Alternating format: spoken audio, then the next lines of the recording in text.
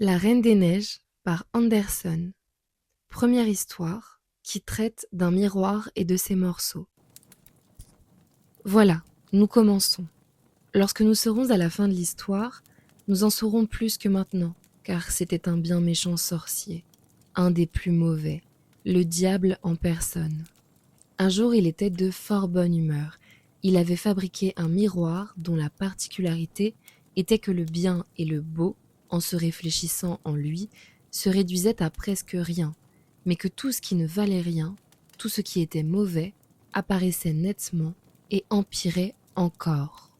Les plus beaux paysages y devenaient des épinards cuits, et les plus jolies personnes y semblaient laides à faire peur, ou bien elles se tenaient sur la tête et n'avaient pas de ventre, les visages étaient si déformés qu'ils n'étaient pas reconnaissables, et si l'on avait une tache de rousseur, c'était toute la figure, le nez, la bouche, qui était criblée de son. Le diable trouvait ça très amusant. Lorsqu'une pensée bonne et pieuse passait dans le cerveau d'un homme, la glace ricanait, et le sorcier riait de sa prodigieuse invention. Tous ceux qui allaient à l'école des sorciers, car il avait créé une école de sorciers, racontaient à la ronde que c'est un miracle qu'il avait accompli là.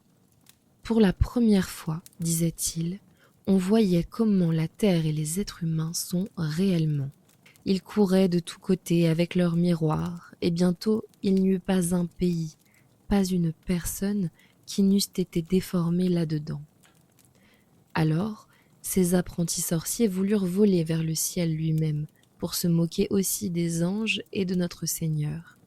Plus ils volaient haut avec le miroir, plus ils ricanaient. C'est à peine s'ils pouvaient le tenir, et ils volaient de plus en plus haut, de plus en plus près de Dieu et des anges.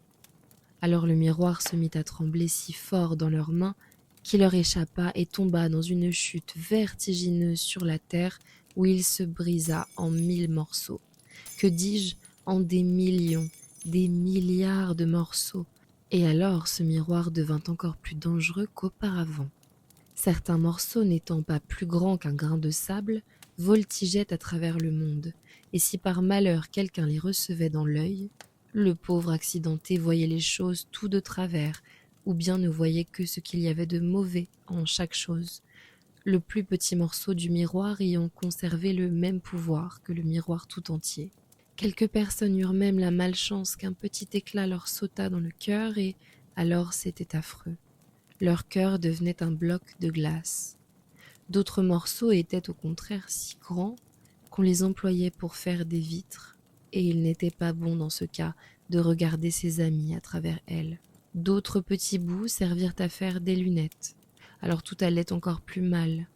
Si quelqu'un les mettait pour bien voir et juger d'une chose en toute équité, le malin riait à s'en faire éclater le ventre, ce qui le chatouillait agréablement. Mais ce n'était pas fini comme ça. Dans l'air volaient encore quelques parcelles du miroir. Écoutez plutôt.